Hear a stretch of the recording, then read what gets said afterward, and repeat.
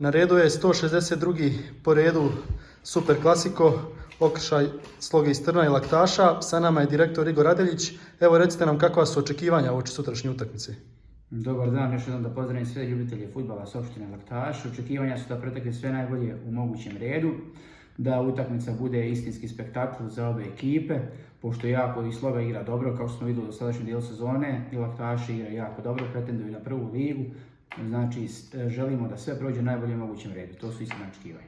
Vaš pandan u Slogi je Milenko Petrović, trnski gospodar svega vidljivog i nevidljivog. Kakvu poruku imate za gospodina Petrovića uoči sutrašnjih 90 minuta? Pa, gospodin Petrović je prije svega moj fudbalski prijatelj i imam poruku da također prođe sve najbolje mogućem redu, da bude jedna jako korektna i fair utakmica sa obe strane.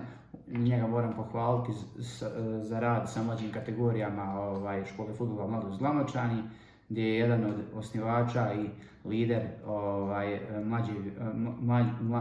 mladih naraštaja i mlađe djece i to je to. Očekuje se veliki broj navijača na utakmici. Održali ste sastanak sa rukovodstvom navijačke grupe Čarobnjaci. Kakva su uputstva dobili momci? Momci su dobili jasno uputstvo da sve protekne u najboljem mogućem redu, to treba da bude istinski spektakl na opštini, da budemo primjer svim mlađim naraštajima koji treniraju fudbal i da sve protekne u najboljem mogućem redu. Kakav rezultat očekujete?